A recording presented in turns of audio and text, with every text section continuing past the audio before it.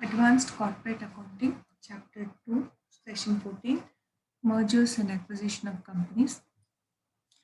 Accounting procedure for amalgamation of companies. The accounting procedure ನೋಡೋಣ. Previous session ಅಲ್ಲಿ ನಾವು variants ಅನ್ನು ಡಿಸ್ಕಸ್ ಮಾಡಿದ್ವಿ. Difference between amalgamation, acquisition, external reconstruction ಅನ್ನು ನೋಡಿದ್ವಿ. ಅದ್ರ ಜೊತೆಗೆ ಸ್ಟ್ಯಾಟ್ಯೂಟರಿ ರಿಸರ್ವ್ ಅಂದ್ರೆ ಏನು, trade liabilities, accumulated profits, provisions and accumulated losses, statutory reserve. ಇದೆಲ್ಲ differences ಅನ್ನು ನೋಡಿದ್ವಿ. As of now, we'll discuss the accounting procedure for amalgamation of companies. The accounting procedure are the same for all the variants. ಅದೇನಾದ್ರೂ 3 variant ಇದೆ ನಿಮಗೆ. Existing company, 2 existing company close ಆಗಿ ಹೊಸ company form ಆಗುವಂಥದ್ದು. ಇನ್ನೊಂದು ಒಂದು existing company ಇನ್ನೊಂದು existing ಕಂಪನಿಯನ್ನ take over ಮಾಡುವಂಥದ್ದು. ಮತ್ತೆ ಮೂರನೇದು ಒಂದು ಹೊಸ ಕಂಪನಿ ಹಳೆ ಕಂಪನಿಯನ್ನ ಅಕ್ವೈರ್ ಮಾಡುವುದು. ಯಾವುದೇ ವೇರಿಯಂಟ್ ಆಗಿರಲಿ ಸ್ಟೆಪ್ಸ್ ಸೇಮ್ ಇರುತ್ತೆ. Steps involved in accounting procedure of amalgamation. There are 4 steps. One, the calculation of purchase consideration.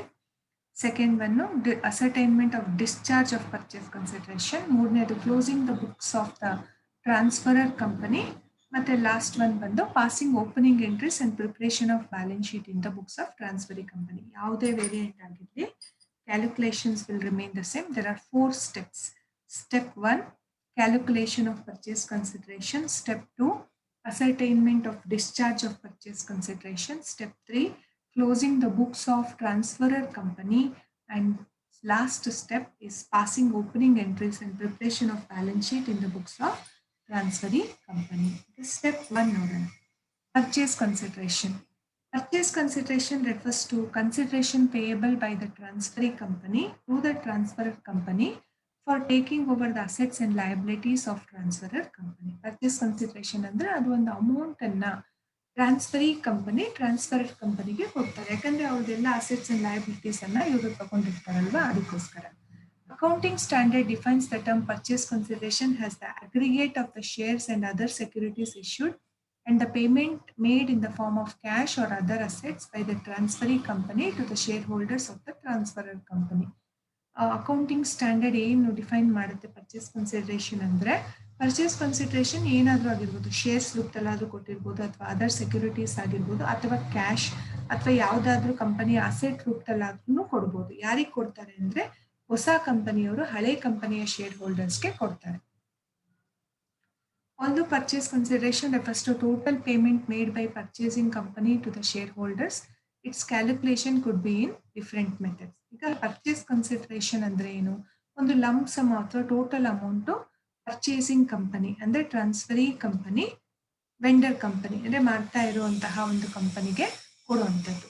So ಅದಕ್ಕೆ 3 ಮೆಥಡ್ಸ್ ಇದೆ ಪರ್ಚೇಸ್ ಕನ್ಸಿಡರೇಷನ್ ಕ್ಯಾಲ್ಕುಲೇಷನ್ ಮಾಡೋಕ್ಕೆ. 3 ಮೆಥಡ್ಸ್ ಯಾವ್ಯಾವು ಅಂದ್ರೆ, ಒಂದು ಲಂಪ್ ಸಮ್ ಮೆಥಡ್, ಎರಡನೇದು net assets method, and last one ಬಂದು net payments method. ಈ 3 method ಅಲ್ಲಿ ಯಾವ ಮೆಥಡ್ ಆದ್ರೂ ನಾವು ಫಾಲೋ ಮಾಡಬಹುದು based upon the information given in the question.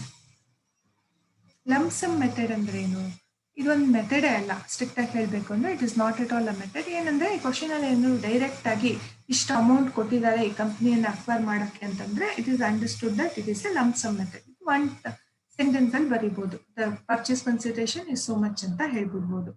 When the purchase consideration amount is mentioned in the problem itself, it is called lump sum consideration. This method does not involve any calculation. Just ಅವ್ರೇನು ಕೊಟ್ಟಿರ್ತಾರೋ ಅದನ್ನ ನೀವು ಹಾಕೊಂಡ್ರೆ ಸಾಕು. First method lump sum method, question ಅಲ್ಲೇ mention ಮಾಡಿರ್ತಾರೆ. ಒಂದು lump sum amount ಅನ್ನ ಕೊಟ್ಟಿರ್ತಾರೆ ಪರ್ಚೇಸ್ ಕನ್ಸಿಡರೇಷನ್. ಅಮೌಂಟ್ ಅನ್ನ ಡೈರೆಕ್ಟ್ ಆಗಿ ಕೊಟ್ಟಿದ್ರೆ ನಾವೇನ್ ಅರ್ಥ ಮಾಡ್ಕೋಬೇಕು, it is a lump sum method ಅಂತ ಅರ್ಥ ಮಾಡ್ಕೋಬೇಕು. Example, total purchase consideration is rupees 2,60,000 ಅಂತ ಕೊಟ್ಟಿರ್ತಾರೆ ಅನ್ಕೊಳ್ಳಿ, which is to be discharged by issue of 16,000 equity shares of rupees 10 each and rupees 1 lakh in cash. Calculate purchase consideration. ಈಗ ಇಲ್ಲೇನು total purchase consideration ಎಷ್ಟು, 2,60,000 ಅವರೇ ಡೈರೆಕ್ಟ್ ಆಗಿ ಕೊಟ್ಟಿದ್ದಾರೆ.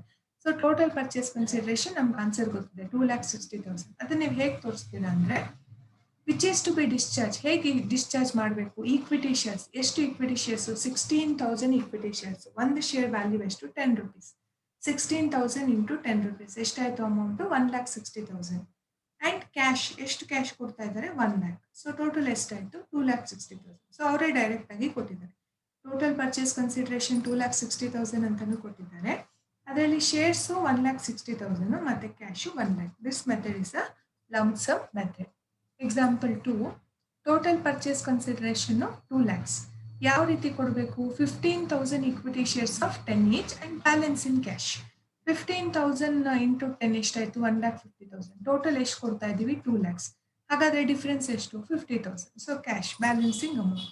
ಇದು ನಿಮಗೆ ಲಂಪ್ ಸಮ್ ಮೆಥಡ್ ಅಲ್ಲಿ ಕೊಟ್ಟಾಗ ಈ ರೀತಿ ನೀವು ಪ್ರಾಬ್ಲಮ್ಸ್ ಅನ್ನ ವರ್ಕೌಟ್ ಮಾಡಬೇಕು. ನೆಕ್ಸ್ಟ್ ಮೆಥಡ್ ಬಂದು net assets method. Under this method, purchase consideration will be the excess of value of assets taken over by the transferring company over the value of liabilities taken over. ಇಲ್ಲಿ net assets method ಅಲ್ಲಿ purchase consideration ಏನು ಅಂತಂದ್ರೆ, ನಾವು ಅವರು ತಗೊಂಡೋಗಿರೋ assets ಮತ್ತೆ liabilities value check ಮಾಡಿದಾಗ assets value ಜಾಸ್ತಿ ಲಯಬಿಲಿಟೀಸ್ಗಿಂತ ಎಷ್ಟು ಜಾಸ್ತಿ ಇರುತ್ತೋ ಆ ಡಿಫರೆನ್ಸ್ ಅಮೌಂಟ್ ಅನ್ನ ನಾವು ಪರ್ಚೇಸ್ ಕನ್ಸಿಡರೇಷನ್ ಅಂತ ಕರಿತೀವಿ. Formula simple, assets taken over minus liabilities taken over. ಆ ಡಿಫರೆನ್ಸ್ ಅಮೌಂಟ್ ಅನ್ನ ನಾವು ಪರ್ಚೇಸ್ ಕನ್ಸಿಡರೇಷನ್ ಅಂತ ಕರಿತೀವಿ. Example, assets of A Limited are valued at rupees 2,70,000 taken over by X Limited, and amount payable to creditors and debenture holders are rupees 50,000 and rupees 1,10,000, 10,000 12% debentures of rupees 10 each at a premium of 10%.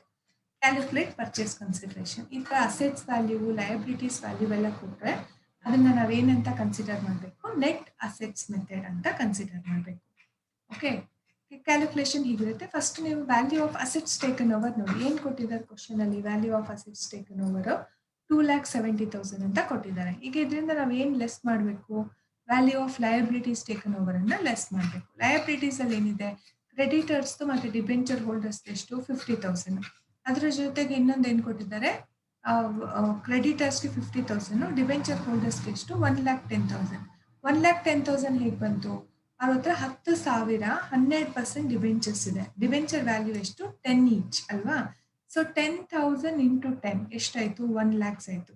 Premium ಅಲ್ಲಿ issue ಮಾಡ್ತಿದ್ದಾರೆ, ಅಂದ್ರೆ premium ಕೊಡ್ತಿದ್ದಾರೆ ಅಂದ್ರೆ extra amount ಕೊಡ್ತಿದ್ದಾರೆ. ಎಷ್ಟು percent? 10%. Debentures value ಎಷ್ಟು? 10,000 into 10 1 lakh. ಅದ್ರ ಮೇಲೆ 10% ಎಷ್ಟಾಗುತ್ತೆ? 10,000. ಸೊ 1 lakh ಪ್ಲಸ್ 10,000 ಟೋಟಲ್ ಎಷ್ಟು? 1,10,000. ಈಗ ಕ್ರೆಡಿಟರ್ಸ್ಗೆ 50,000 ಕೊಡ್ತಾ ಇದ್ದೀವಿ, ಡಿಬೆಂಚರ್ಸ್ಗೆ ಎಷ್ಟು ಕೊಡ್ತಾ ಇದ್ದೀವಿ? 1,10,000. ಟೋಟಲ್ ಎಷ್ಟು ಪೇ ಮಾಡ್ತಾ ಇದ್ದೀವಿ? 1,60,000. ಅಸೆಟ್ಸ್ ಅನ್ನ ಎಷ್ಟಕ್ಕೆ ತಗೋತಾ ಇದ್ದಾರೆ? 2,70,000. ಲಯಬಿಲಿಟೀಸ್ ಎಷ್ಟು? 1,60,000. ಈ difference assets minus liabilities value ಅನ್ನು ನಾವು ಪರ್ಚೇಸ್ ಕನ್ಸಿಡರೇಷನ್ ಅಂತ ಕರಿತೀವಿ. Next example 4, calculate purchase consideration to be discharged by Y Limited to X Limited to Y Limited from the following information. The assets of X Limited are valued at 1 lakh. Liabilities of X Limited are valued at 40,000. Rupees 20,000 cash is paid to the shareholders of X Limited. Balance of purchase consideration is discharged by issue of shares of 10 each at rupees 20 per share. ಇದು question ಕೊಟ್ಟಿದ್ದಾರೆ. ಅವ್ರು ಏನು ಹೇಳ್ತಿದ್ದಾರೆ? Assets value ಎಷ್ಟು? 1 lakh. Liabilities value ಎಷ್ಟು? 40,000. ಅದ್ರ ಜೊತೆಗೆ share ಹೋಲ್ಡರ್ಸ್ಗೆ ಏನು ಪೇ ಮಾಡ್ತಿದ್ದಾರೆ? 20,000 ಕ್ಯಾಶ್ ಪೇ ಮಾಡ್ತಾ ಇದ್ದಾರೆ. ಉಳಿದಿರೋ ಅಂತಹ ಪರ್ಚೇಸ್ ಕನ್ಸಿಡರೇಷನ್ ಅಮೌಂಟ್ ಏನಿದೆ ಅದಕ್ಕೆ ನಾವು ಶೇರ್ಸ್ ಅನ್ನ ಇಶ್ಯೂ ಮಾಡಬೇಕು. ಎಷ್ಟು ಶೇರ್ಸು? 10 each ಶೇರ್ಸ್ ಅನ್ನ, ಅದು ಕೂಡ 20 per ಶೇರ್ಗೆ ಇಶ್ಯೂ ಮಾಡಬೇಕು. ಈಗ ಸೊಲ್ಯೂಷನ್ ಅನ್ನು ನೋಡೋಣ. As the number of shares issued by Y Limited is not given in the problem, purchase consideration is calculated on the net assets method. Because number of shares ಅನ್ನು ಅವರು specify ಮಾಡದೇ ಇರೋದಕ್ಕೆ ನಾವು net assets method ಅನ್ನು consider ಮಾಡೋಣ. ಈಗ net assets taken over ಎಷ್ಟು? 1 lakh. Liabilities taken over ಎಷ್ಟು? 40,000. ಸೊ ಅಸೆಟ್ಸ್ ಮೈನಸ್ ಲಯಬಿಲಿಟೀಸ್ ಅನ್ನ ನಾವೇನಂತ ಕರಿತೀವಿ? Purchase consideration. ಈಗ ಪರ್ಚೇಸ್ ಕನ್ಸಿಡರೇಷನ್ ಬಂದು 60,000. ಈಗ ಇದನ್ನ ಯಾವ ರೀತಿ ಡಿಸ್ಚಾರ್ಜ್ ಮಾಡಬೇಕು? ಅವ್ರು ಏನು ಹೇಳ್ತಿದ್ದಾರೆ? 20,000 paid in cash. So cash ನಲ್ಲಿ 20,000 ಅನ್ನ ಪೇ ಮಾಡ್ತೀವಿ. ಉಳಿದಿರೋದೆಷ್ಟು? ಉಳಿದಿರೋದನ್ನ ನಾವು the balance of purchase consideration ಅನ್ನ ಹೇಗೆ ಡಿಸ್ಚಾರ್ಜ್ ಮಾಡಬೇಕು? ಇಶ್ಯೂ ಆಫ್ ಶೇರ್ಸ್ ಅಂತ ಹೇಳಿದ್ದಾರೆ. ಅದು ಏನು ಹೇಳ್ತಿದ್ದಾರೆ? Of 10 each at rupees 20 per share. 10 ರೂಪಾಯಿ ಬೆಲೆ ಬಾಳೋ ಶೇರ್ ಅನ್ನ ನಾವು 20 ರೂಪಾಯಿಗೆ ಕೊಡ್ಬೇಕಂತೆ ಬ್ಯಾಲೆನ್ಸ್ ಅನ್ನ. ಆ ರೀತಿ ಕೊಟ್ಟಿದ್ದಾರೆ ಅವರು. ಹಾಗಾದ್ರೆ ಈಗ ಈಕ್ವಿಟಿ ಶೇರ್ಸ್ ಎಷ್ಟು? ನಂಬರ್ ಆಫ್ ಶೇರ್ಸ್ ಇಶ್ಯೂಡ್ ಎಷ್ಟಿದೆ? ನಾವೀಗ ಈಕ್ವಿಟಿ ಶೇರ್ಸನ್ನು ಎಷ್ಟಕ್ಕೆ 60,000 ಪರ್ಚೇಸ್ ಕನ್ಸಿಡರೇಷನ್ ಪೇ ಮಾಡಬೇಕು. ಅದರಲ್ಲಿ ಕ್ಯಾಶ್ ರೂಪದಲ್ಲಿ ನಾವು ಆಲ್ರೆಡಿ 20,000 ಕೊಟ್ಬಿಟ್ಟಿದ್ದೀವಿ. ಉಳಿದಿರೋದು ಎಷ್ಟು? 40,000. ಆ 40,000ನ ನಾವು ಪರ್ ಶೇರ್ ಎಷ್ಟು ಅಂತ ಅವ್ರು ಹೇಳಿದ್ದಾರೆ, 20 ಪರ್ ಶೇರ್ ಅಂತ ಹೇಳಿದ್ದಾರೆ. So 40,000 divided by 20. ಸೊ ಎಷ್ಟು ಶೇರ್ಸ್ ಅನ್ನು ನಾವು ಇಶ್ಯೂ ಮಾಡಬೇಕಾಗುತ್ತೆ? 2,000 ಶೇರ್ಸ್ ಅನ್ನ ಇಶ್ಯೂ ಮಾಡಬೇಕು. 2,000 shares of ₹10 each at a market value of ₹20 per share. So 2,000 shares ಅನ್ನ ₹20 per share ಅಂತ ಇಶ್ಯೂ ಮಾಡಿದ್ರೆ ಆಗ ನಮಗೆ ಎಷ್ಟು ಸಿಗುತ್ತೆ? 40,000. So we have to issue 2,000 shares at ₹20 each, 40,000. So cash 20,000, equity shares ಎಷ್ಟು? 40,000. Total purchase consideration ಬಂದು 60,000.